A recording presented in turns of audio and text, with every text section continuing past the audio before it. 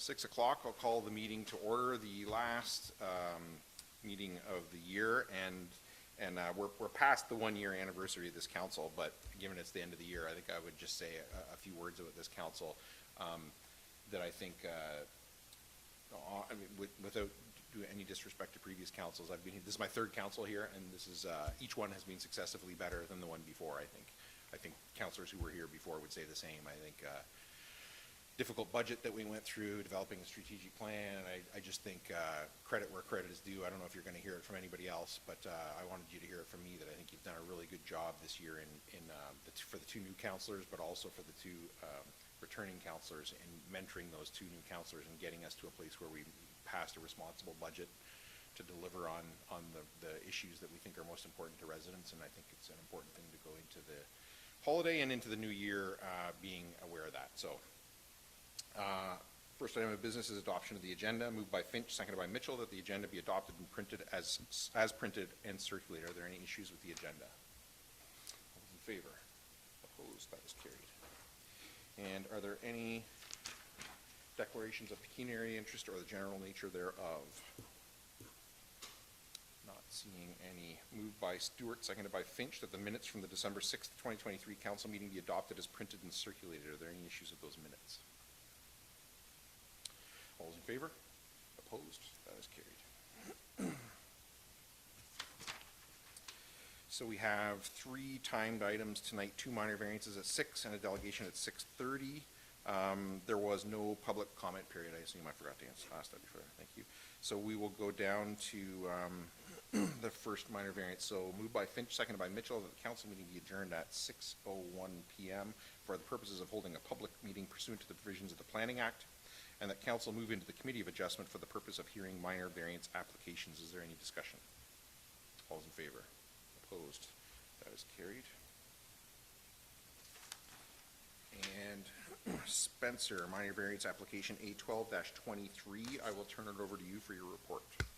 Thank you, Mr. Mayor. Good evening to members of the committee and staff and members of the public joining us here tonight. The application before committee A12-23 affects lands which are located on Road 96 just west of Uniondale. In this particular instance, the applicants have applied for 2 areas of relief relating to their property. They have the plans to establish an additional residential unit on the lands as located on the plate before committee. And the 2 areas of relief that they require the specific relief for in this case pertain to the gross floor area and the distance between the proposed ARU and the existing single detached dwelling on the property. As far as the cumulative gross floor area permitted for all additional residential units, they are capped at 50% of the gross floor area of the existing dwelling, or 1,507 square feet, whichever the lesser.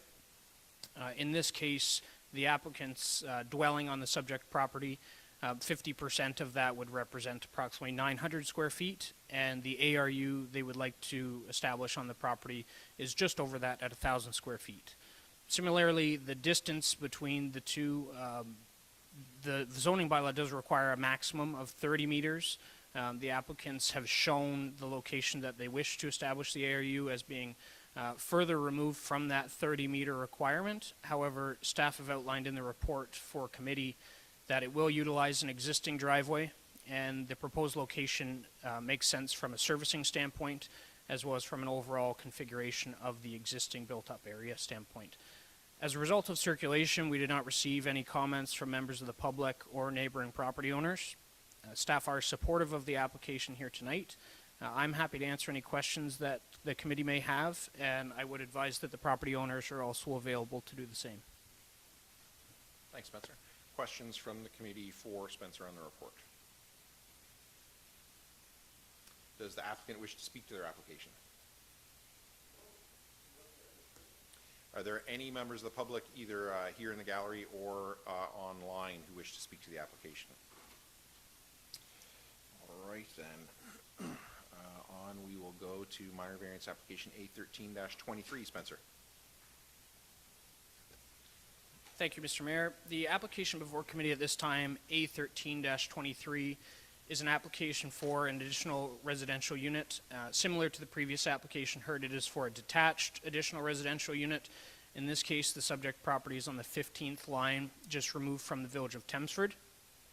The one area I would highlight within the report is that this example actually pertains to an existing structure, which was permitted on the basis of it being a temporary garden suite.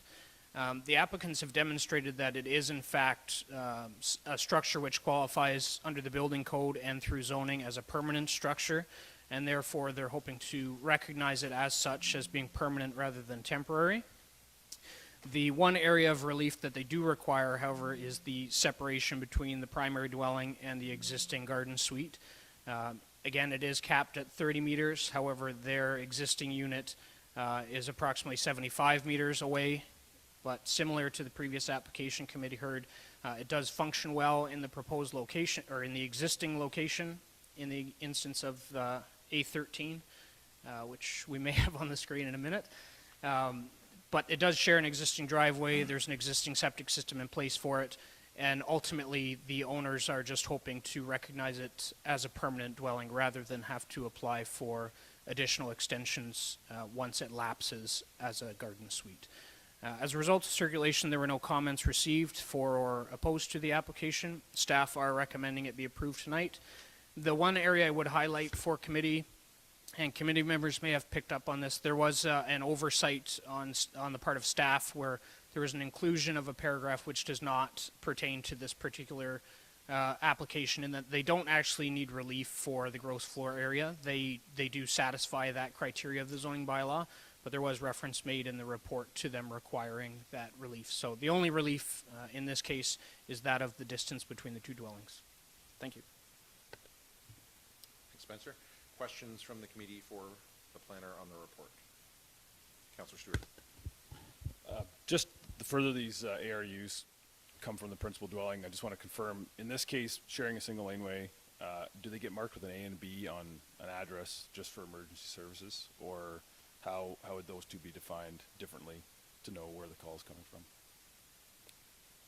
Through the chair to committee member Stewart's question, I personally cannot state whether or not they have two separate municipal addresses to indicate the existence of the garden suite. Sometimes there is an A and a B or a separate address assigned. At the staff level, we have been working through how, moving forward, we want to deal with these permanent detached ARUs from an emergency services standpoint. We continue to solicit feedback from other municipalities on that, but at this point in time, we don't yet have specific direction as to whether or not we will require an A and a B, for example. But if an emergency call does come in, it's expected that emergency services, the respective department, would inspect the entire property and the buildings and structures on the property, rather than just the exact dwelling assigned to a given municipal address. Chief? We have a process in place in-house that when these approvals come through, it routes through a system, and we flag it with our dispatcher at present. So they're prompted to seek out further information on properties flagged like this, in hopes of us having better information upon arrival as to where to go. So there are processes in place, work in progress, but it's on our radar. Also, just like barns that are separated from the main dwelling, they do have their own 911 number, so this one would. That's all calculated by county IT. So, follow-up question then. So this would be, whether it does or doesn't and how it would or wouldn't happen, would that be considered by staff under like agency comments and stuff, like staff comments under the planning application? For the addressing piece? Yeah. If approved, then that triggers the process of notifying the parties that are involved to make sure that we've got the pieces in place to respond. Any other questions from the committee? Is the applicant here or online? Do they wish to speak to their application? Are there any members of the public, either here or online, do they wish to speak to the application?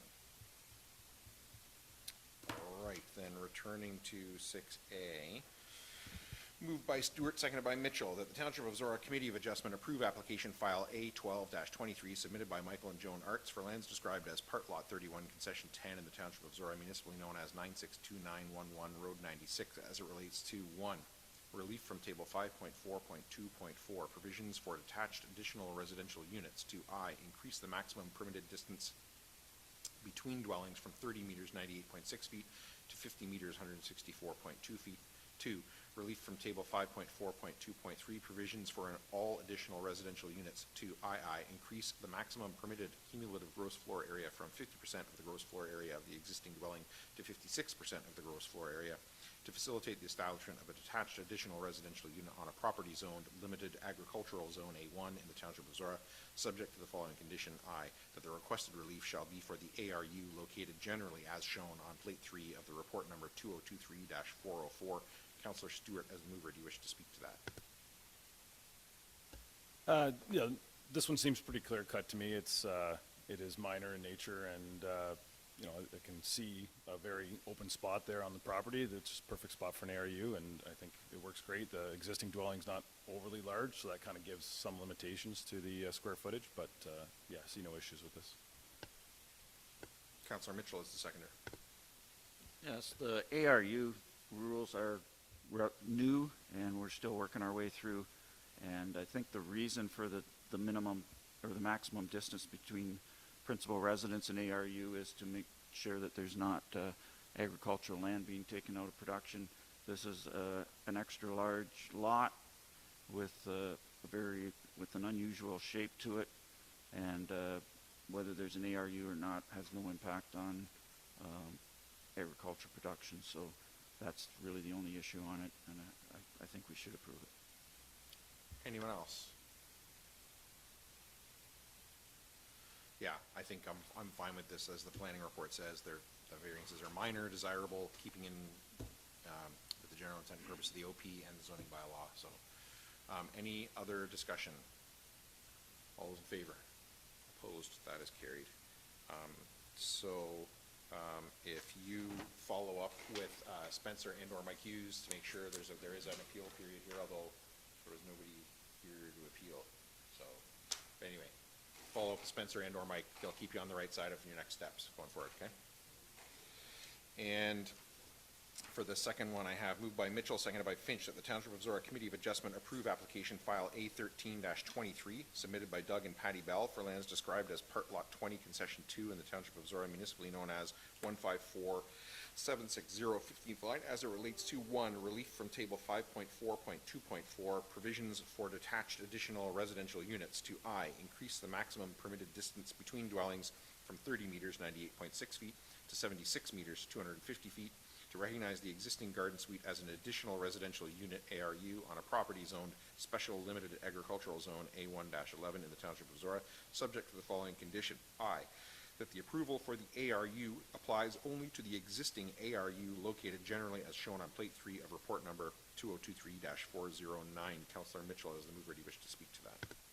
Comments very similar to the previous application. The only difference is that in this case, the ARU already exists. It's just being transferred from garden suite status, whereas in the other one, the building is yet to be built. But other than that, exercised lot with no impact on agricultural land.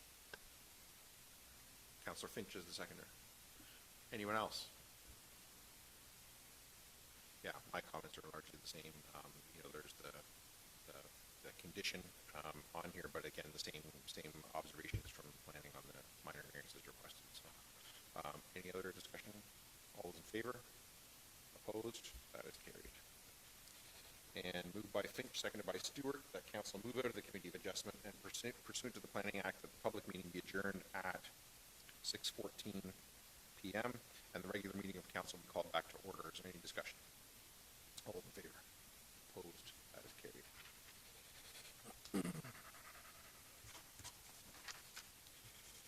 And until 6:30, then we will go down to Fire Department. 8.1A Fire Department Report 2023-142 from the Fire Chief regarding monthly fire report. Chief. Evening. A couple things to highlight. Our recruitment is complete and successful. We brought on 6 new recruits to Zorra Fire this year. At all 3 stations, we'll see new members, and they'll begin their formal recruit training in January. A couple promotions. Brad Langford will now be the training officer at the Tempsford station, and Wes Crandall is our newest captain at the Embro station. I just want to highlight our driver training program continues to thrive, and we are able to certify some more driving instructors to lessen that burden that's been on our current driving instructors. And then the last thing I wanted to highlight as we approach kind of annual payroll, often we think of our firefighters and their response to incidents, but I wanted to highlight some of the data that we were able to collect this year and the time and commitment that they put in outside of just responding to emergency scenes, and the work that they do in training and within the community. And the data actually showed this year that 10% of the work that our firefighters completed this year was tied to emergency response. The other 90% was work behind the scenes that we don't often say thank you for. So a big thank you to the firefighters for all that they did in their communities this year. Questions from council on the report? Councilor Mitchell. Yeah, the question is, with the new MTO certifications, does that mean that we are able to do testing and issuing of DZ licenses entirely in-house? In conjunction with the other rural departments, we have an agreement that came through council and was approved last year, and we're now up and running. So we co-fund that program so that we don't have to carry the auditing costs on our own. It allows us to share some of those services and some of those training partners. We can send our firefighters to the driver training in-class portion. They then take what they receive from there directly into an MTO license and get it verified. They leave there with their Z endorsement, complete the training for their D driving, and then they do in-class driving with our firefighters that are certified as MTO signing authorities. Once they complete those driver training hours, which double up as time in our apparatus for training, they then are able to book a test with an in-house driving instructor. From there, they drive a certified route within Zorra Township as best as possible in our fire apparatus, so it maximizes our truck staying in our municipality and familiarity, and completes all the training on the apparatus that they will in fact be driving. And then again, they just take that documentation into the driving office and certify with that license. So we've moved things not only in-house, but that doubled up on the amount of training that they're doing through that process has been beneficial. Just comment on what you just said, Chief. And when I started out, most of the people joining the fire department were farmers and were used to driving heavy equipment tractors. Now many of our recruits don't have that lifetime experience of heavy trucks and whatnot. And you can pass the test and get your license, but it's a whole lot different driving a fully loaded tanker when you're all hyped up, your adrenaline's flowing. You're probably under bad weather conditions and bad roads. So having this program there so that our new recruits get lots of road time in the vehicles that they're going to be driving in emergency situations is incredibly valuable. Any other questions on the report? Councilor Mitchell. And just a follow-up comment to what the chief highlighted on the hours that our firefighters put in. That's not the glamorous response hours that she says. It's response only makes up 10%. So 13,000, almost 14,000 hours. Most of that is unglamorous stuff, doing practices, doing courses, cleaning up after a call, making sure all the equipment's in good running order. And I think most people see the exciting part of it. They don't see all the preparation work and the cleanup work that comes after that all of our firefighters put into being a member of the service. So I thank her for bringing that information to us. Any other questions on the report? Moved by Mitchell, seconded by Finch, that report 2023-142 from the fire chief be received and filed for information purposes only. Is there any discussion? All those in favor? Opposed? That is carried. Thanks, Chief. And Building and Drainage Department. Dawn's going to take those. Report 2023-157 from the Chief Building Official Drainage Superintendent. Is there any questions from council on that report? Councilor Mitchell. Part of the, this report talked about a cost stabilization reserve fund, and it says it can only be used on inspection fee deficits. But can money be transferred into the fund only from inspection fee surpluses, or is there other sources to put money into that reserve? The option is there for council to put funds in, but staff would probably not recommend that because on an annual basis, that can be made up from taxation. With the amount of building that we see coming up over the next probably 10 to 15 years, we think we should be good with the money that would be generated surplus of our expenses on an annual basis. Any other questions on the report? Moved by Stewart, seconded by Mitchell, that council approve the recommended changes to the building bylaw and principal and direct staff to provide 21 days notice of a public meeting to be held during the January 17th, 2024 council meeting, and that council direct staff to prepare a policy for council's consideration regarding annual building permit fee increases and a comprehensive building permit fee review. Councilor Stewart, as the mover, do you wish to speak to that? Councilor Mitchell as the seconder. Yeah, I support the recommendations in the report. The two main things being the creation of the fund that I just asked, the reserve fund I just asked about. I think it's a part of our overall policy of using reserves to balance out ups and downs, and we do see from year to year differences in the fee collection. And the other part is the annual building permit fee increases and fee reviews.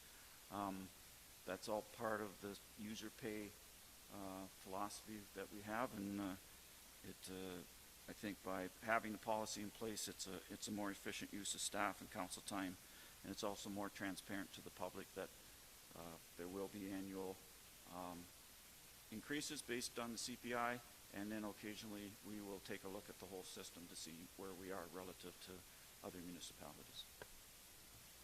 Anyone else? Moved by Stewart.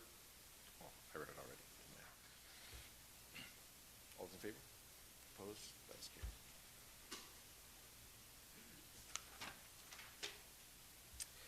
And 8.5 Finance Department, Report 2023-170 from the Tax Collector Deputy Treasurer regarding 2024 gravel pit assessment and tax classes. Diane, is there anything you want to highlight for council? Report 2023-170 provides additional information on the gravel pit assessments and the tax class changes for 2024. We'd like to point out that there is a typo in the chart. Under the farm tax, there's a 3 missing. It should be 3,331,500, but all the other figures are correct.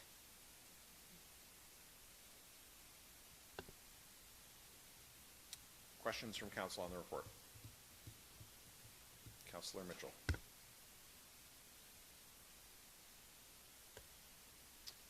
It mentions that Zorra has 56 appeals for 2021 to 2023.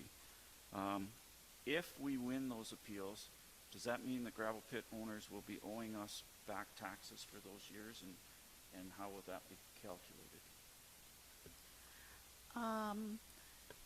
If there's nothing that is brought forward by the property owners, and if the appeals, the board sees that the property owners are not, I guess, they are not deserving, or there's no changes within the legislation that's been set for this under this new forum, then the property owners will be owing us some more money. And it'll be a one-time payment, and then the rule has been adjusted to meet that right now anyways.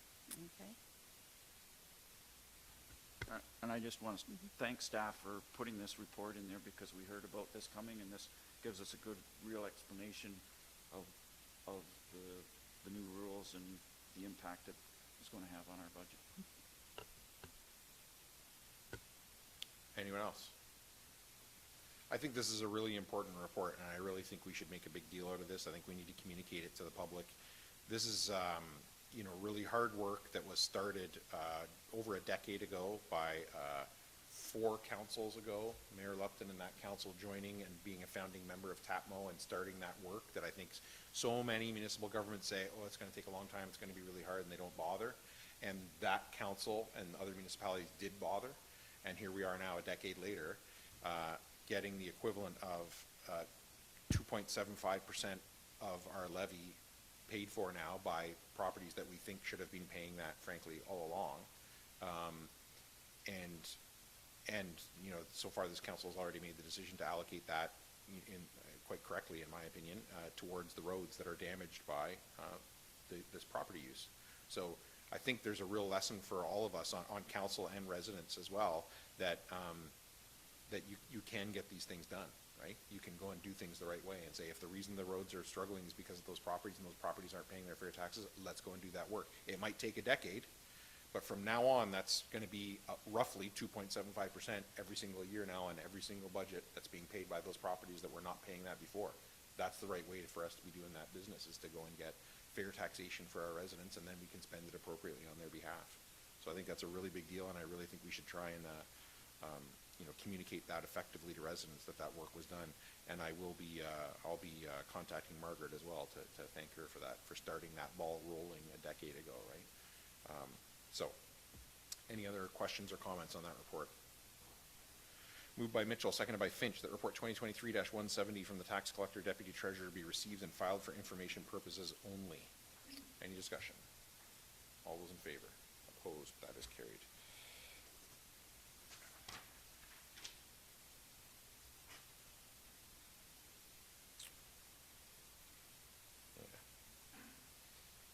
I'm going to jump down to, if council's okay, yeah.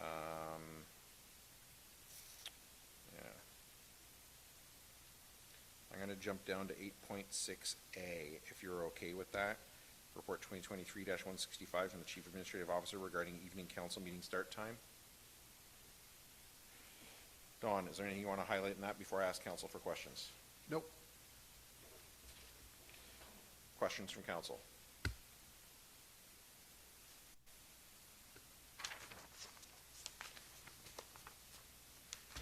Moved by Mitchell, seconded by Stewart, that report 2023-165 from the CAO be received and filed, and that start times for evening council meetings remain at 6 p.m. Councillor Mitchell is the mover. Do you wish to speak to that?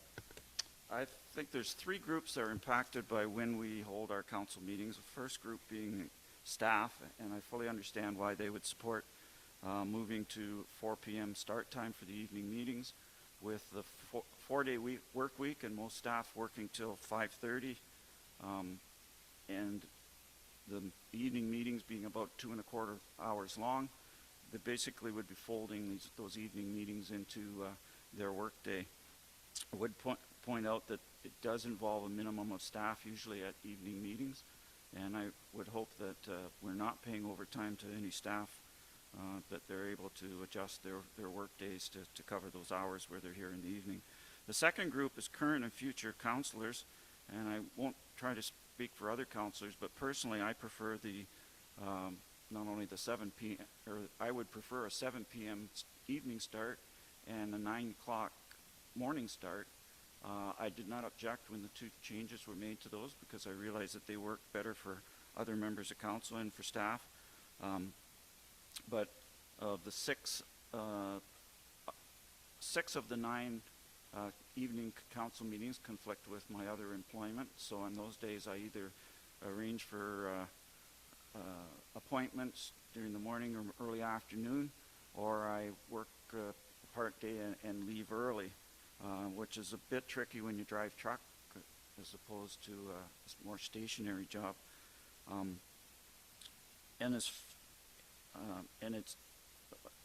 I would point out in my case, I leave home an hour beforehand, so a 4 o'clock start time means that I really have to be home from work by 2 o'clock, 2:30 at the earliest to get ready to come. And as far as future counselors, I think anything where you move meetings into what is traditionally the workday, I think restricts the number of people that could apply for this job. I know I could not have held this position for much of my career because of work commitments, whether the commitments are to employment or childcare or other responsibilities, I think a 4 o'clock midweek time is problematic for a lot of people. And I think it kind of runs counter to the move that we made at the start of this term, that we moved the morning back from 9 o'clock to 9:30 so that council members who had younger children that they need to get on the bus to get to school could do that and then come to the meeting. Well, those people, if they need to be there to get their kids on the bus, I would assume that they have to be probably there when their kids come home. And if they have to be leave for a meeting at 3 o'clock or 3:30, I don't see how that goes together. And the third group is residents. And as far as residents who want to observe a council meeting, that's really no longer an issue because we stream all our meetings online and people can watch them at any time, whatever's convenient for them. But if they want to participate in a meeting, whether it's make a delegation or to be here to support a delegation or to be here for a planning application, it becomes a bit more problematic if the meetings are during the workday. So most people are busy mid-afternoon. Most people prefer to be here in person if they want to make a delegation. As we saw tonight, the people were here for their planning application. So I just think it's overall, I understand why this has been put forward, but overall I think we should leave it at 6 p.m. Councillor Stewart is the seconder. I can't add a lot more, but from my same perspective, I do have a full-time job, and yeah, I think one more day out of a month that I would have to cut out early. The daytime meetings themselves, going from 9:30 till whenever they do go to, sometimes become a full day event or fairly close to it. So I don't mind that extra time to get things cleaned up at home and then get here for a 6 o'clock start. I think it works just fine. Anyone else? Deputy Mayor Gregg. Yes.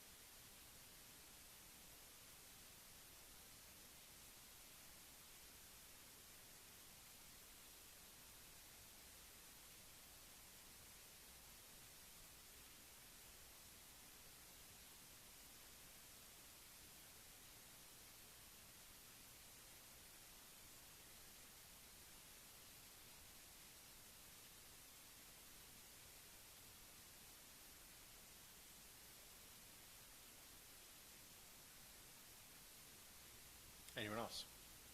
Councillor Finch. When I read this, I thought that I would be in full support of the 4 p.m. For all the reasons you listed below. I feel that if we do the 4 p.m., then we're probably going to be saving some money, and money's always good to be saving. And I want staff to know that they can come to us with reports and ask these questions and see if we can work with them. At the end of the day, like Katie said, either works, so yeah. I won't be in support of the 6 o'clock motion. So for me personally, I would rather the 4 o'clock for me personally. But I think that Paul and Kevin make a good point about for the two people that are on council today, right? There are two people here today who have a conflict with their other employment, and so I think we have to take that into consideration. I think like really good points have been made on this, and I think that the one that stands out to me most is the issue of potential future counselors is what I'm always concerned about, right? Because whenever I talk to people about considering running, whether it's in Zorra or Oxford or somewhere else, that's frequently one of the things they bring up is the time commitment and when am I going to go to the meetings, and I think we need to be really mindful of that people might look at this job and might be interested but might be turned off by things that might not be obvious to us, and that's one of the things. But I think we have the ability to change those times. So I think for me, while I personally would rather have the 4 o'clock, if there's two members of council right now who are saying 6 o'clock is actually better for me, like at the next meeting, then I think I'm going to say, well, then I'm not going to make it harder for them, like just because of my personal preference of 4 to 6. It's not a conflict for me, so I think I'm going to vote in favor of staying with the 6. But I think I would just remind everybody on council, if you're talking to other people who are considering running anywhere, to remind them that it is up to the council of the day to set their own schedule and say, we've changed it the day. It was Tuesday before, and now it's Wednesday, and it was 9, and then it was 9:30. That is a thing that can happen to suit the council of the day, because as several of you have said, like people do this very much as a part-time job, and usually with another form of employment that has the potential conflict. So I'm going to stay with the 6 o'clock. Anyone else before Deputy Mayor Gregg?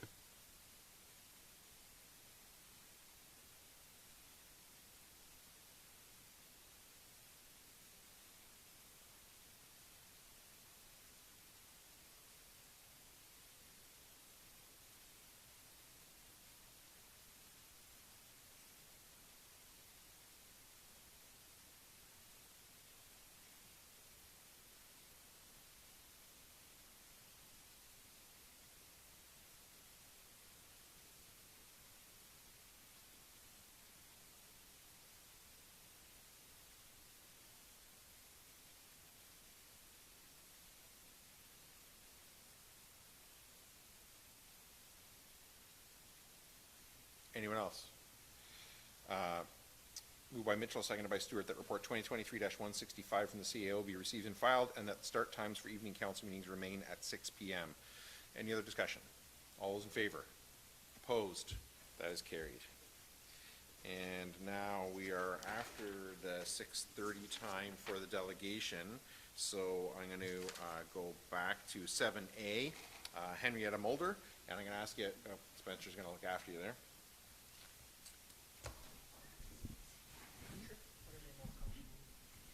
Not being here.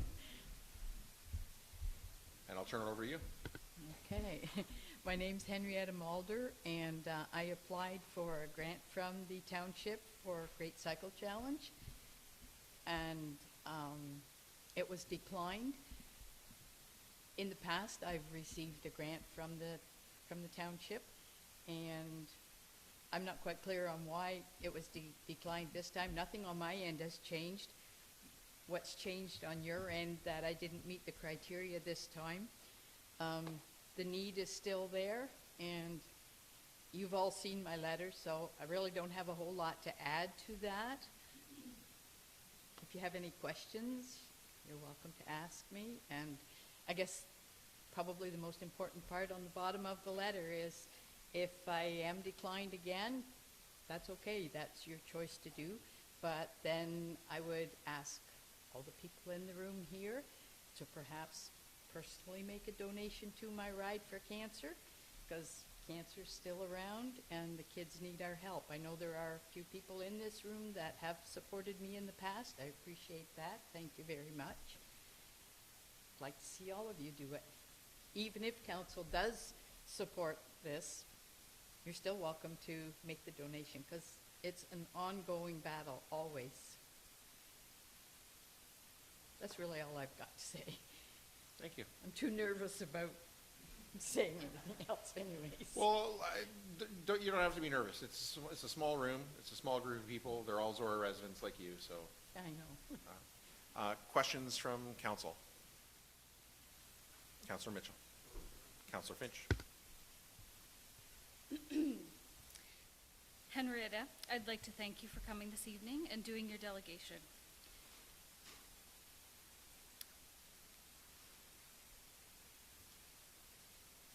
This topic hits home for me, and I'm sure for many of us in around this horseshoe. I have a nephew that at the age of 2 was diagnosed with an inoperable brain tumor. After years of treatment, he passed away at the age of 8. So I have looked in the face of a child that is no longer able to fight. For me, I think awareness is key to change. In the years that Evan was alive, he held many touch-a-truck events, and before he passed, the town of St. George moved their Christmas parade ahead of schedule so he could have one more Christmas parade. Today, he should be 15, enjoying life, making mistakes, learning new things. Back when he was fighting, the federal funding was at 3%, so it has gone up 1% according to your info. My point to telling you this is we all have a story, and I agree wholeheartedly that we need to do all that we can to help these kids and have hope for the future. And I thank you from the bottom of my heart for all that you've done to raise funds for this cause. But for us sitting in these seats, we take tax dollars from residents of Zorra to cover the costs of fire, public works, recreation, building, drainage, and operation of the township. To me, the Great Cycle Challenge is like heart and stroke and diabetes. If we give to one, we should be giving to them all. And my thoughts is, this is something that you go door to door, make phone calls, and ask for donations. Or plan an event, and all the proceeds go towards the research, or your Great Cycle Challenge. We could have all the residents of Zorra willing to give, but that should be a personal decision that they make, not one made by us for these residents of Zorra from their tax dollars. In your delegation, you stated you are unclear of why your request did not get supported. The purpose of this grant is volunteer organizations and community groups provide many services to the residents and taxpayers of the Township of Zorra. The policy is to establish criteria to allow the township to financially assist those volunteer groups to provide programs, services, and events for the betterment of the community that would otherwise be provided. And I am under the understanding that you have received a copy of the grant policy. I believe it to be clear on who this grant is intended for. As the policy says, to assist in the development and operations of community groups and volunteer organizations that by their activities promote and/or enhance the overall well-being of the community. I want to say thank you again, Henrietta, for all that you are doing and have done for cancer research. Thank you. Councillor Mitchell. Yes, that's tough to follow. I want to echo Councillor Finch's comments and thanking you for all you've done. I went on your website and saw how much money you've raised in the last few years, and certainly this is a cause that's on the long list of good causes. This is right at the top. But I do have some questions, just because I'd like to clarify how we got to this confusion about the grant. Was it the community grant program that you applied to? Yes, it was. Okay. And were you sent a copy of the policy when your grant request was denied? I think I actually had a copy of it when right from the get-go. Okay. And was there any communication from our staff, either written or verbal, about why your request was denied? I don't think they actually specifically said why it was denied. Okay. And because it had been approved once before, I was kind of like, okay, what changed? Okay. So we had a bit of a communication breakdown there, it appeared. Can I ask staff a question on this? Okay. When did Henrietta receive a previous grant, and why did she get it, although it appears according to policy she doesn't qualify? She received the grant during the 2022 budget presentation through that cycle. And that, at the time, was when I first started. So it could be my misunderstanding at the grant at that time, because I found it was a gray area also, because when you're looking at it, it does talk to a board specifically, but I didn't, I guess, follow up with it in greater detail. And even now, when I talk to other staff, we did sit on the fence with it and go, well, does it apply? And I think this is where we have to actually revisit the grant policy and make it tighter, because we still sat on the fence and go, well, it kind of does in certain areas applies, but then you look at the other end and say, but it's not directly just for our community. And that's probably where the miscommunication was, and I apologize for that, and even back in 2022. Anyone else? Yeah, I would add nothing to what Councillor Finch said. Any other comments from anyone? Councillor Mitchell? No, I agree with the comments that Councillor Finch said, that as the policy's written, this request does not qualify. And there are a long list of very good causes. As I said, this is right near the top of the list, but if we grant this one, we make an exception to this one, then where on the list do we say this is the cutoff point? We have a policy in place, and we can always change our policies, but I think the one thing is, when I reread the policy, was that an individual is not qualified. So to me, this is a grant to an individual, even though the individual is raising money for a very worthy cause. So I am not in favor of making an exception in this case. Deputy Mayor Grigg, I think your video is frozen, but I saw you unmuted, so I'm going to take a chance and hopefully we can hear you. Can you hear me? We can. Go for it. Okay. So, yeah, hard to follow after the words that Councillor Finch shared. And I agree with everything that's been said around the horseshoe so far. I just wanted to add, while I appreciate staff's comments on, sort of the transition into the role and the interpretation of the policy, I do want to say that, the function of policy is to create some guidelines for how we, operate through the business of the municipality. And, since my time being on council, and previously I used to apply for this grant on behalf of Calithumpian, so I had some interactions with it. It's meant to create a transparent and equitable way for us to administer funds for specific purposes out to the community, and to sort of depoliticize and decontroversialize some of these, really heavy emotional topics and issues. In the past, we used to see, and I'm not sure if you remember, Councillor Mitchell, we used to see some of the actual copies of the grant application writing as part of our agenda packages, where we would be reading some of these, stories from residents about why they were asking for money on behalf of what organizations. And I think, what we worked with at that time was it made the decisions incredibly challenging, and it actually took us further away from an equitable decision-making process to align with the intention of the grant. So in moving towards having, the policy hold and the staff be able to administer that, I think that's where we went from historically having approved this grant, but really putting it back to in the hands of staff to go through administering the policy, that it no longer is deemed to meet the criteria. So I understand the frustration of the delegate and not understanding, if nothing's changed, why is this no longer in place? And I think realistically, what's changed is we've tried to be more responsible in our decision making.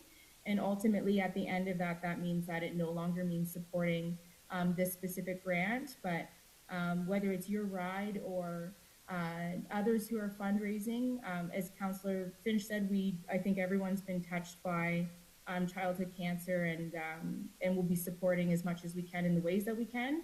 And I think it's also important to have these conversations with your MP and MPP, because there is, funding and research, from those levels of government where that is their responsibility, where it's not municipally. Sometimes those conversations may feel like they're falling on deaf ears, but I would encourage you to keep sharing your story and share it with those individuals so that they're challenged to increase the funding for research. Anyone else?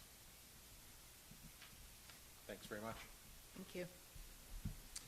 And we're gonna go on then to item 8.5B, report 2023-171 from the Director of Finance regarding 2024 grant submissions.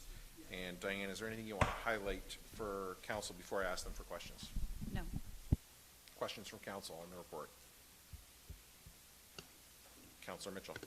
There was one grant to cemetery that kind of stood out because it was much larger than the other smaller cemeteries, and that is $13,250 to the Kintor Methodist Cemetery. Is that, is there a special circumstance for that grant, or is that in line with grants that they've got in previous years? No, this one is significantly more, and that's for the repair of the stairs, the wooden stairs, from the lower level to the higher level.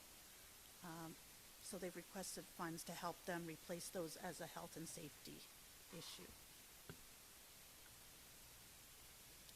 Any other questions? Oh, Deputy Mayor Gregg, your hand is up, but you're frozen, so I'm not sure if that's a stale hand or... That was a stale hand, but I will ask, I've asked Diane the question, but I will ask here. When is this policy next up for review, the policy itself? 2024.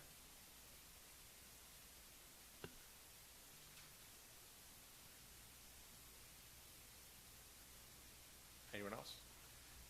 Moved by Mitchell, seconded by Stewart, that report 2023-171 from the Director of Finance be received and filed for information purposes only. Is there any discussion? Councillor Mitchell. A couple comments, and in the previous delegation we talked about the evolution of this policy and what came in.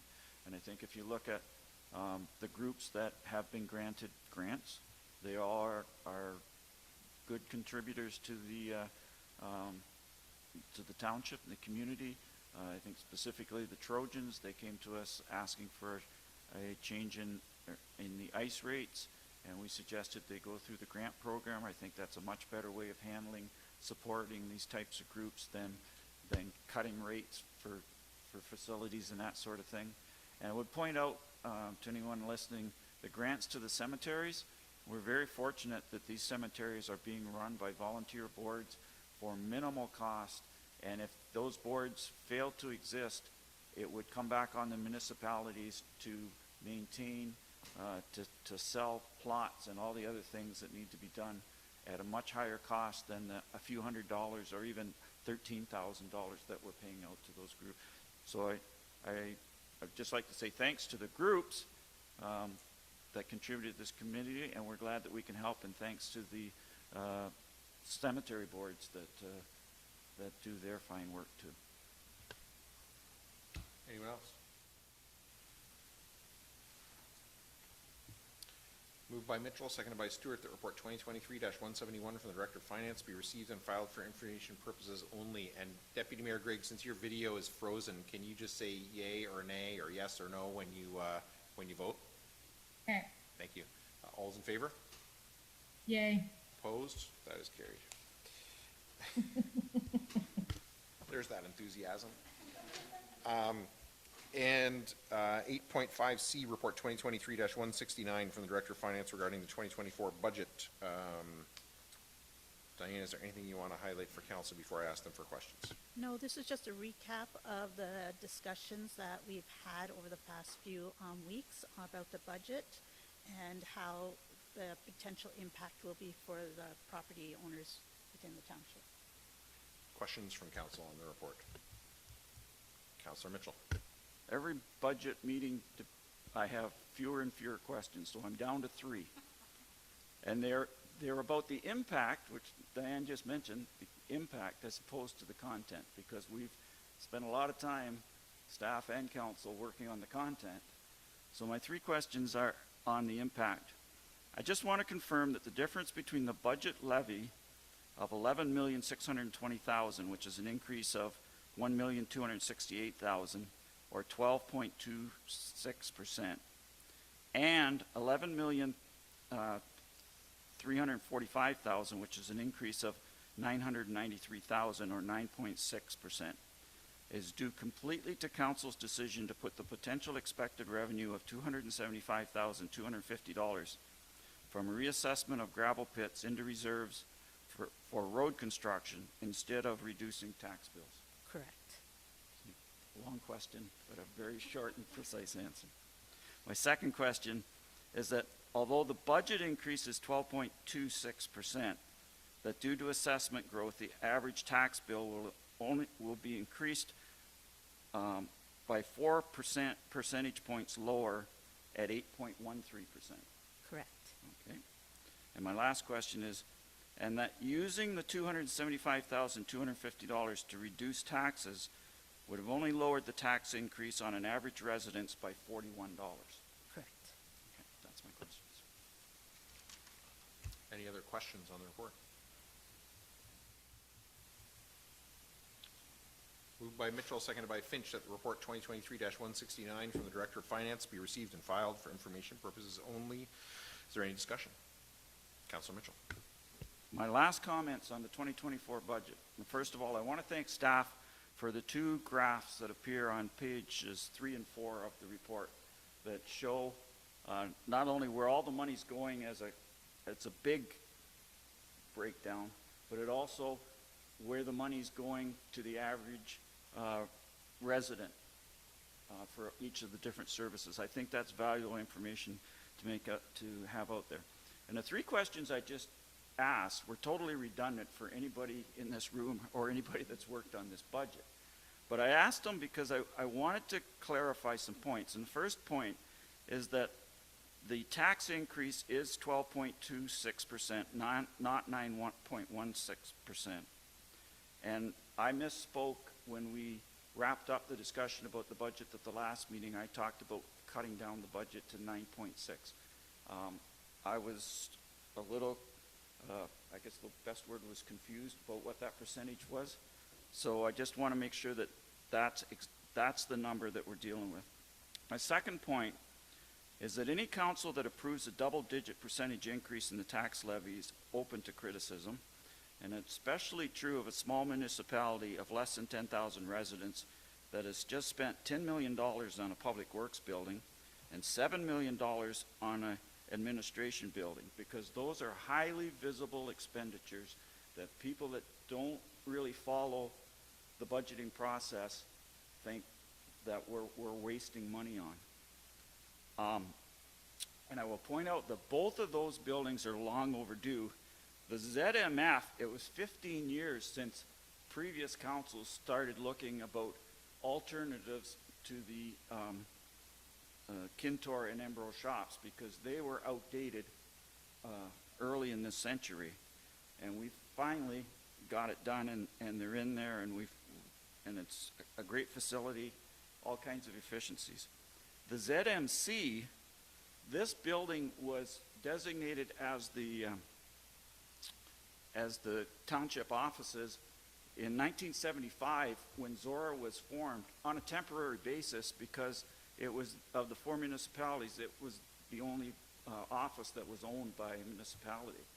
And if you read the history on it, it was a temporary spot until they got a better location. Well, I think we're, 49 years later, we have a better location, and we're going to have 88 daycare spaces tacked onto it. So those buildings are not causing the 12.26% increase. What is causing it is number one, it's inflation. The 3.6% CPI increase, which impacts our largest cost, which is wages and benefits. But even more so than that is double-digit cost increases in all types of goods and services, equipment, things like tires, everything like that. Every piece that is, if you go shopping for something, it ain't 3.6 or 4%. It's 10, 20, 30%. And those are the costs that we are facing.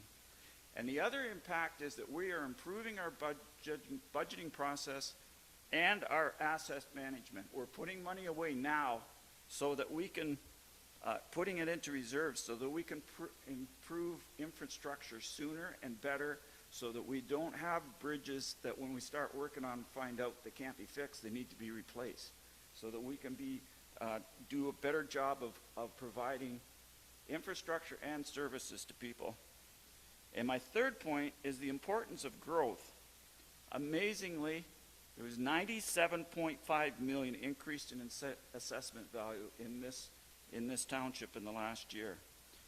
So that, as I just said in the question, that reduces the increase to the average tax bill by 4%. And not everybody agrees with growth. What we've done in Thamesford is going to transform the village of Thamesford. We saw negative feedback from some people in Embro when we made a proposal to build a new apartment building in Embro. But managed growth goes hand in hand with financially stable municipality.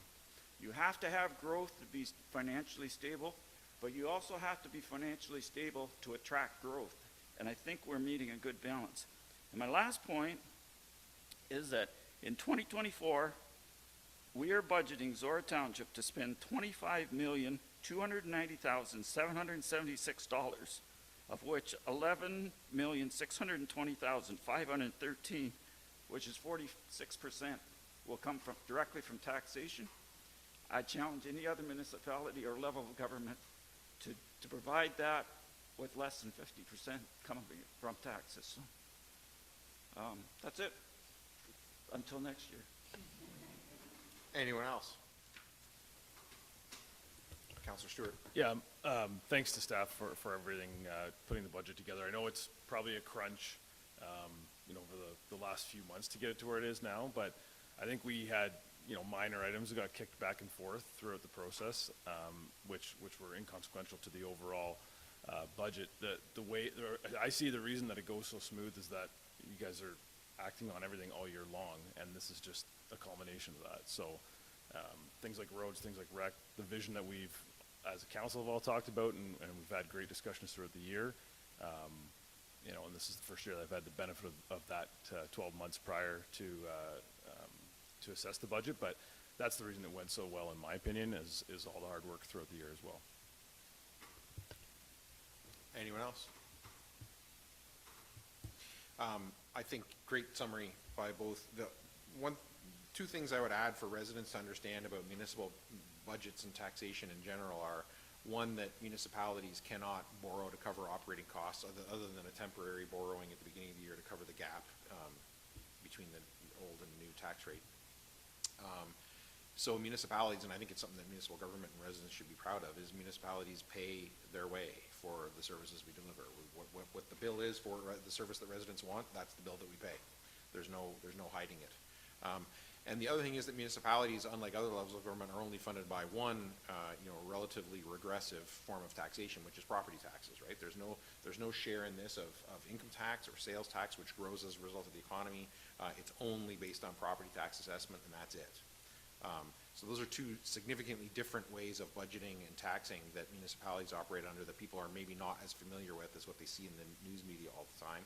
And I think it's frankly something that they should actually be happy about. As Councillor Mitchell said, the percentage of the budget that's actually spent on the services is a reflection of that, right? That we actually tax to deliver the service, and that's it.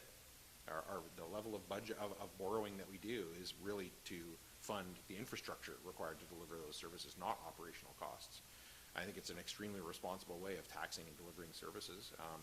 And I think, as I said at the meeting where we finally decided the budget, I think this is a very responsible budget. I agree that the graphs that are on here are excellent in showing the residents where those dollars actually go and what they're spent on. So that's all I have on it. Anybody else before I call the question?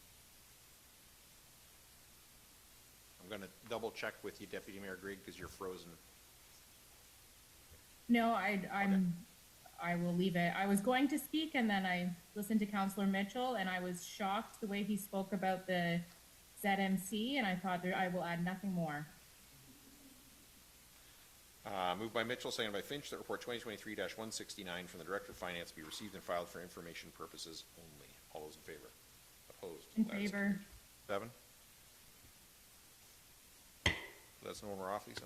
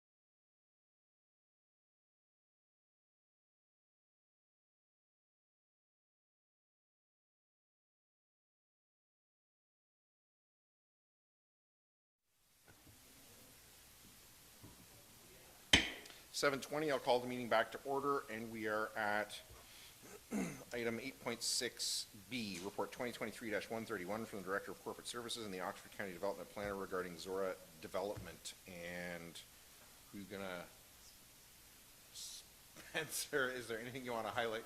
Is there anything you want to highlight for council before I ask them for questions?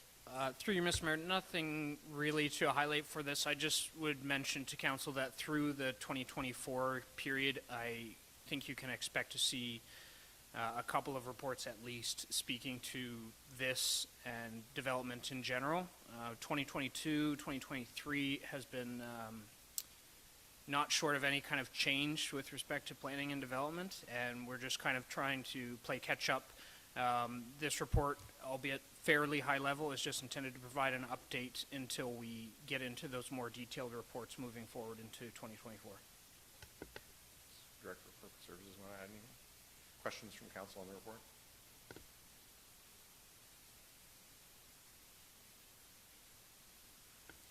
Moved by Mitchell, seconded by Finch, that report 2023-131 from the Director of Corporate Services and the Oxford County Development Planner be received and filed for information purposes only. Is there any discussion?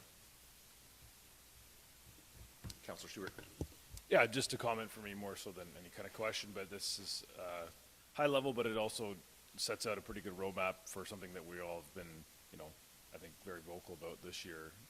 So it's just encouraging, and I think there will be a lot more discussions about the responsible growth within Thamesford and Embro especially, but in a way that will meet our intended goals for densification and complete communities and that sort of thing. So it's very encouraging for sure. Anyone else? Yeah, I mean, I want this to happen as soon as it can possibly happen. I'm really happy to see the comment in there about staff, having those kinds of discussions with developers and proposals as they come forward, to know that discussion is happening. But I don't want council to let off the gas pedal on this, because staff can only push as much as we give them policy to push. Our job is to give them that policy clearly that says this is what we want.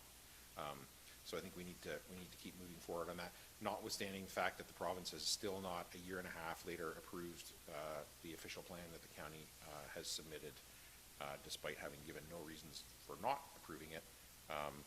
Makes it challenging for sure. But the warden wrote another letter to the minister. So, anyone else before I call the question? Moved by Mitchell, seconded by Finch, that report 2023-131 from the Director of Corporate Services and the Oxford County Development Planner be received and filed for information purposes only. All those in favor? Opposed? That is carried.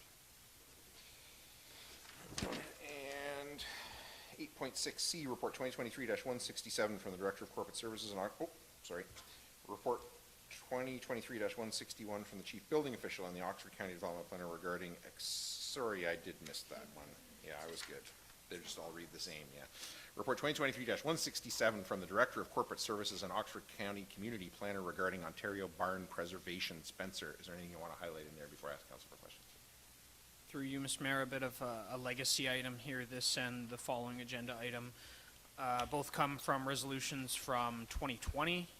We're just trying to do some housekeeping, if you will, to tidy these things up and provide an update on both items. With respect to the Ontario Barn Preservation, the one thing I would highlight is just that the official plan policies relating to agricultural areas throughout the county, as you noted, Mr. Mayor, have been approved. We're waiting on the province for the final word on those. But those policies specifically do address something with respect to heritage barns and the historic preservation. The only other item I would highlight is just that as folks are requesting to retain historic bank barns or otherwise, they would do that through individual applications for zoning that are coming from farm consolidation. So this council would see those requests and be able to decide whether or not it was appropriate to retain those structures. The one conversation I did have with Councillor Mitchell was just with respect to retaining those oversized structures. They would be retained for some purpose other than for livestock production and housing livestock, given that it's not the objective to allow those as permitted uses on RR and RE lots. However, some residents may wish to repurpose them, whether it's to contain an ARU possibly, or for storage purposes. We have seen that. Moved by Stewart, seconded by Mitchell, that report 2023-167 from the Director of Corporate Services and Oxford County Community Planner be received and filed for information purposes only. Is there any discussion? Councillor Mitchell. Yeah, Spencer just referenced to the questions that I had asked him. The Barn Preservation Group wanted us to adjust our policies so that these Heritage Bank barns weren't being torn down simply because they took up too much land on a newly created rural residential lot. And their suggestions were that they be repurposed for something else, or they be used for small-scale livestock. We, as Spencer just said, they can be repurposed. There would probably be minor variances and other hoops that they have to jump through a little bit, but as far as the livestock part of it, earlier this year we addressed keeping livestock and other animals, non-pet animals on properties that's not zoned agriculture, and we decided at that time that that's not a path we wanted to go down. So that's not an option for these barns, but there are options to keep them. So I appreciate the information from Spencer and clarification of where our position is on it. Anyone else? All those in favor? Opposed? That is carried. And now, 8.6D, report 2023-161 from the Chief Building Official and the Oxford County Development Planner regarding accessory structure report update. And since the Chief Building Official is not here, Spencer, again, is there anything you want to highlight in that report for Council? Thank you, Mr. Mayor. The only thing I would really highlight from this report is just that as information for Council, we've included the zoning provisions as they pertain to accessory structures in the other rural municipalities in Oxford County. Council will see some consistency among the rural municipalities. There are some differences between them too. One area I would highlight is with respect to the permitted gross floor area. So one example would be in East Zorra Tavistock. They do permit larger accessory structures on RR and RE lots.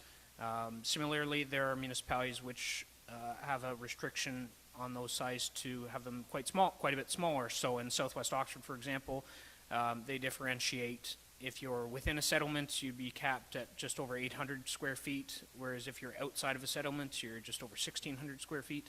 But generally, there is a lot of consistency between the rural municipalities. This is just an update, again, a bit of a legacy item as a result of a resolution from 2020. But I would also highlight that in 2024, some of them will be very minor as far as if there are any numerical corrections need to be made, any zones which need items either added as permitted uses or removed as permitted uses, as the case may be.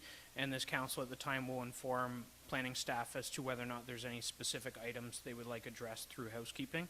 And one such item, should council desire, could be taking a closer look at accessory structures. Questions from council on the report? Councilor Stewart. More to the comment you just made, you mentioned that the county was doing some housekeeping in 2024. I assume that's not just accessory structures, that's all bylaws or zoning. That would include maybe looking at some of the ARUs to date in the rural areas to see if policy changes would be suggested in terms of size of lot and to some of the different applications we've had and just sort of assessing those. I know that there was maybe it's a different report coming back from county on ARUs. Through you, Mr. Mayor, there is a separate report coming back on ARUs. If it were the desire of council, we can look at any number of items through housekeeping. I don't think it's anticipated to look at that in 2024 as it relates to ARUs, given how contemporary those policies and provisions are. But if there is a need or a desire of council, we can certainly do that. I think the report coming on ARUs will better inform, the number of requests we've had which do deviate from the provisions, and then whether or not it's appropriate to open that up and take a closer look at it as well. Councilor Mitchell. Yeah, Spencer, in your report, you note that there have been 21 applications for minor variances in Zorra in the last 2 or 3 years. Do you have a breakdown of how many of those were because they were looking to build bigger than the 1,000 76 square feet in the settlement, or the 1830 square feet in rural residential, and a breakdown on how many of those were rural residential as opposed to in town. Through you, Mr. Mayor, to Councillor Mitchell's question, it's essentially the same question, the 1076 if you're in a settlement, or the 1830 if you're outside for accessory structures.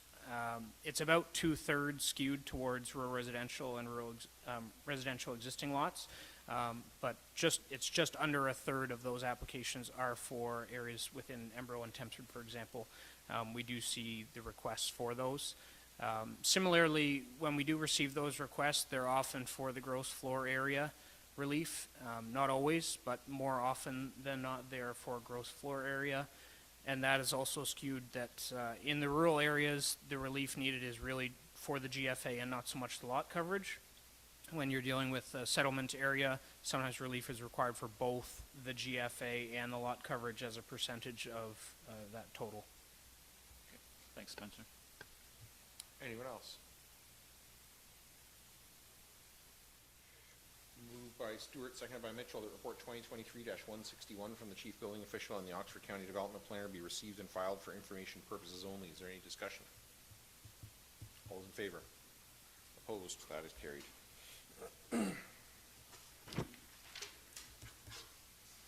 And, excuse me, 8.6E, report 2023-162 from the Director of Corporate Services regarding bylaw enforcement officer review. Karen, is there anything you want to highlight for council before I ask them for questions? No, thanks. Questions from council on the report? Councillor Mitchell. Yeah, we see that the cost has increased by 80% roughly. There has been an increase of cases handled back to what we saw before we went to third-party enforcement, but not an increase of 80%. So would it be fair to say that the value of the shared bylaw enforcement officer is better customer service as far as timing of response and public confidence in the township's response, and also reduce workload on other staff that had to kind of fill in the gap on bylaw complaints? Yes, absolutely. It's fair to say that.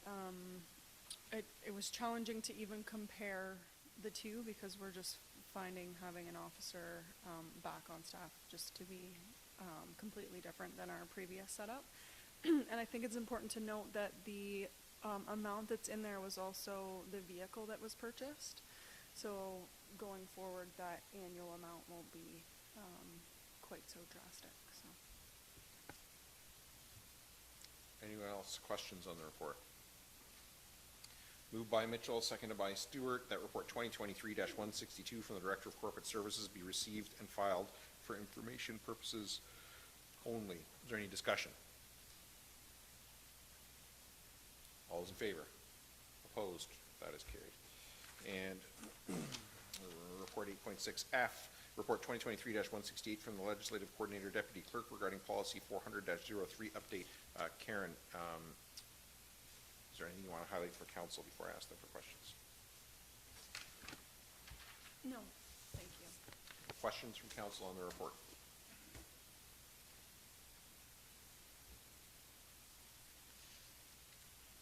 Moved by Stewart, seconded by Mitchell, that council amend policy 400-03 attached to report 2023-168 the following changes.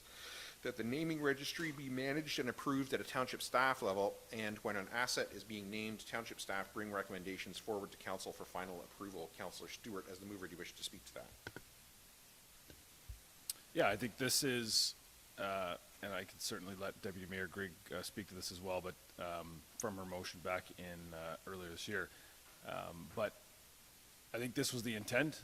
The intent was to streamline the process. We were receiving requests for names to be added to the registry, and I think everyone would be, at the time, was in agreement that that was something that we could put in staff responsibility. I just add this specific wording here, just so that the final call was still a council decision. I think Like a lot of other things, it's gonna generally be a bit of a nod to whatever staff felt was reasonable anyways, but I think, that final decision for naming assets should still be with council. Councillor Mitchell is the seconder. Do you wish to speak to it? Any other discussion? All those in favor? Opposed? That is carried.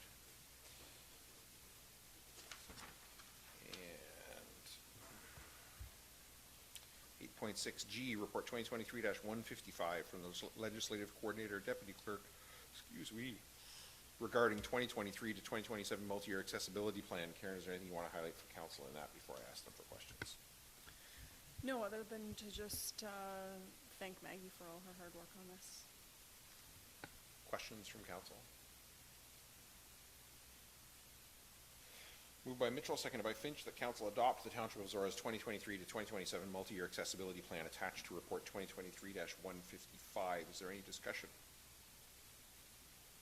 So I would just comment that I think this is one of those ones similar to how the fire chief and Councillor Mitchell talked about before, the work that our firefighters do behind the scenes. I think this is another one that I frankly think we should highlight on social media residents, because I think when it comes to accessibility issues, it's frequently very obvious to residents when there is an accessibility issue. It's not necessarily obvious to them that we actually do have a plan to identify those things and to address them, and there's a plan, a 2023 to 2027 plan to do that.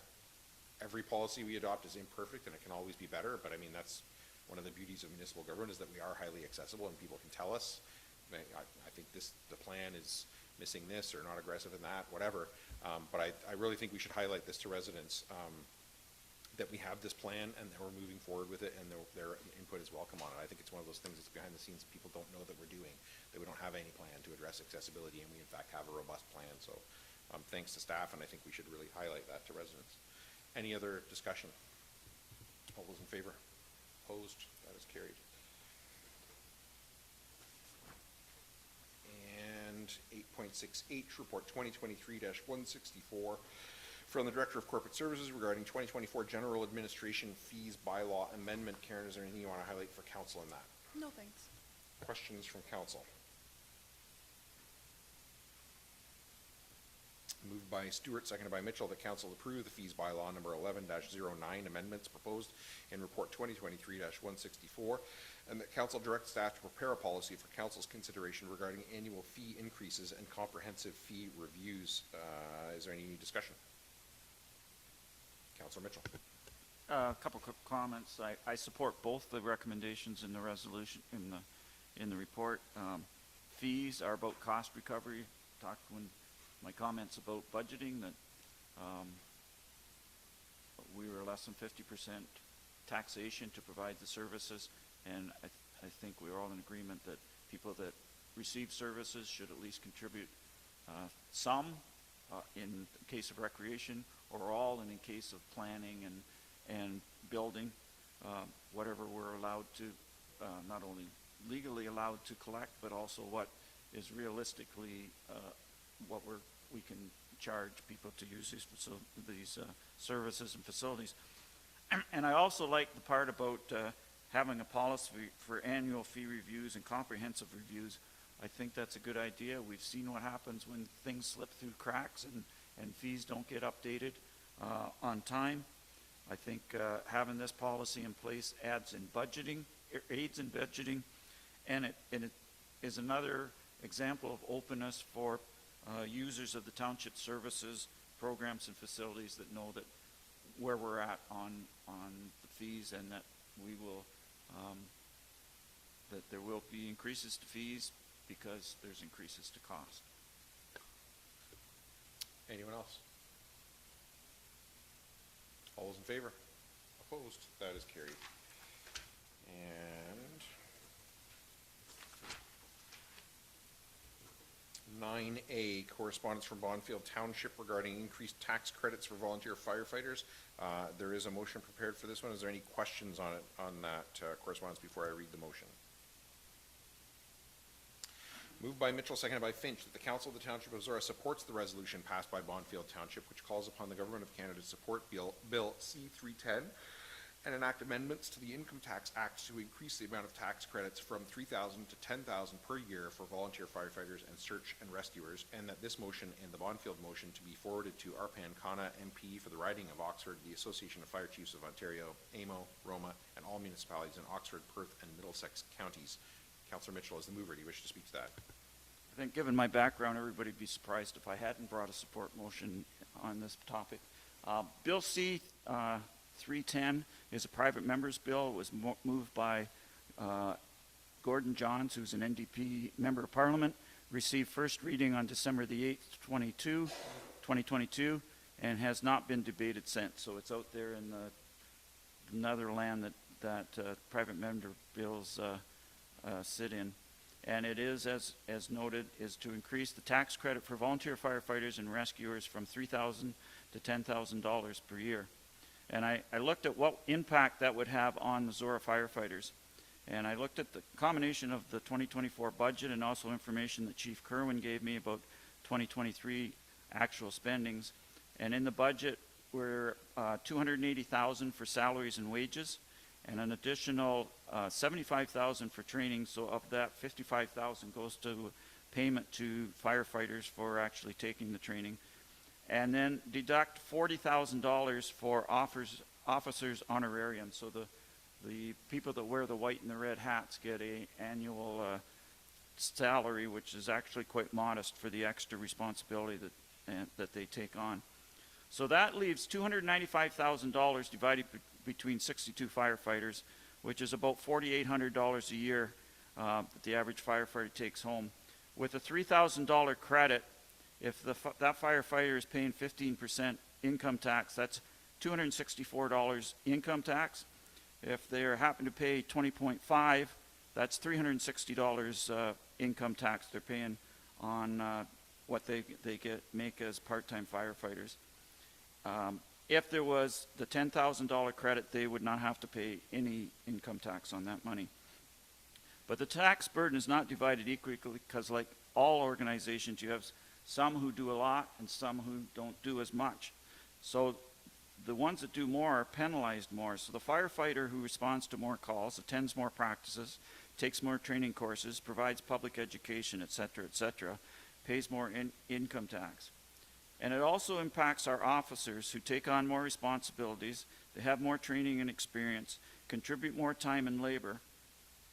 And for an example, this year, the average salary payment to a district chief is $12,400.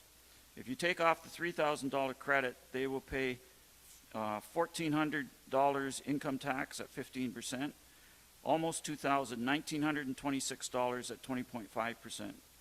And if it was $10,000 credit, that would be reduced to $359 and $491 in income tax for savings of $1,000 or $1,400. So those are just examples of what impact this would have on our firefighters. I can assure you, and I think Kevin agrees with me, that no one becomes a part-time firefighter for the money. And I can definitely assure you that nobody takes on the responsibility and the extra work of being an officer for the money. The $3,000 tax credit has been in place since 2013, and it needs to be updated. So that's why I brought the motion forward. The reason that I suggested it be forwarded to Perth, Middlesex, and Oxford counties, because those are the municipalities that we have mutual aid agreements with, and I thought it was appropriate to forward this information to them. So I would hope that council would agree with my position. Councillor Finch is the seconder. Do you wish to speak to it? Councillor Stewart? Deputy Mayor Gregg? All those in favor? Opposed? That is carried. And 9B.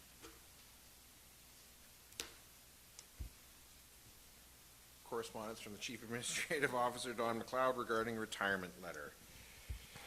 Questions from council before I read the motion? Moved by Stewart, seconded by Mitchell, that council accept the retirement letter from Chief Administrative Officer Don MacLeod, and that council direct staff to bring back a report regarding next steps. Councillor Stewart, as the mover, do you wish to speak to that? My comments will be quick because I've only worked with you for a year, Don.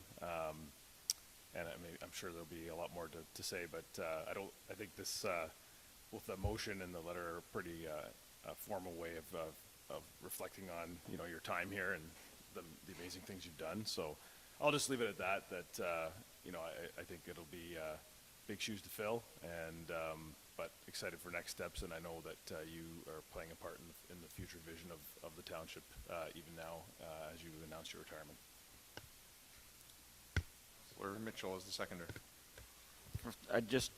To give a whole year's notice is awesome, and I want to thank Don for that.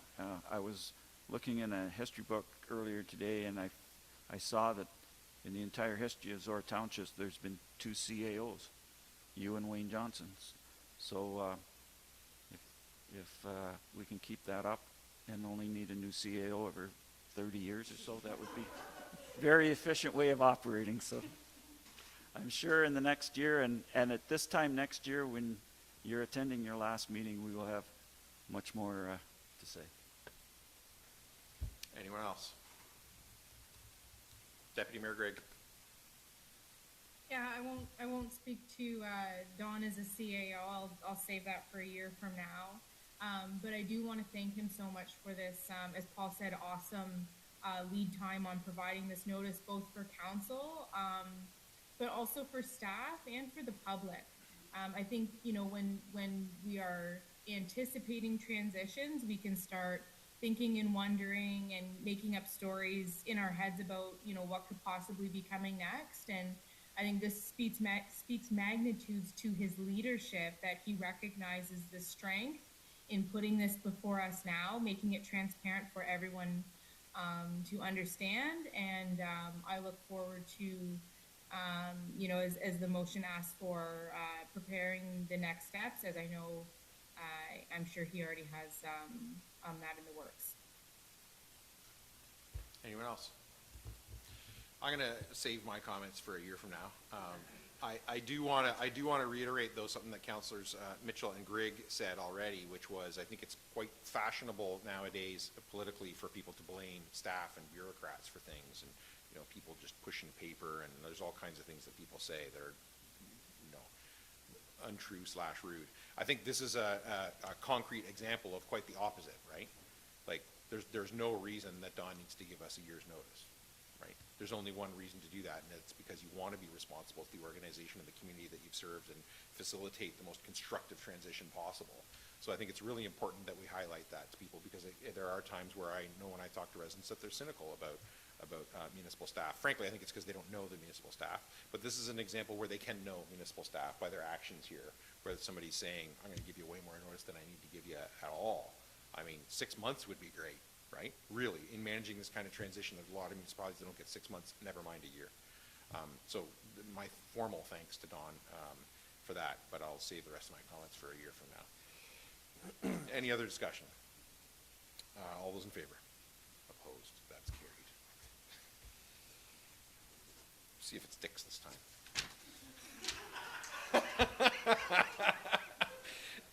And item 11. A, Rural Oxford Economic Development mid-September to mid-November activity report. Moved by Mitchell, seconded by Finch, that item 11A be received and filed for information purposes only. Any discussion? All those in favor? Opposed? That is carried. And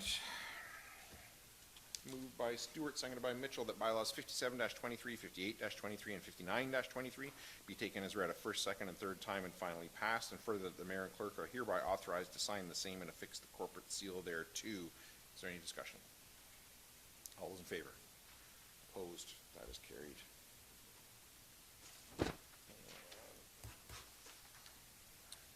Items of community interest, Councillor Finch.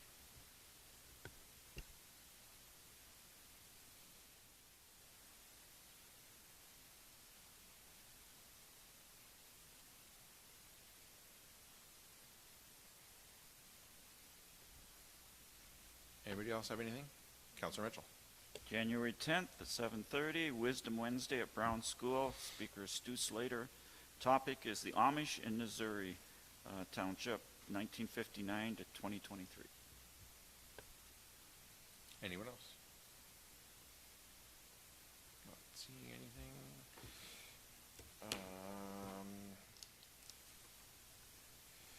Moved by Finch, seconded by, nope, sorry.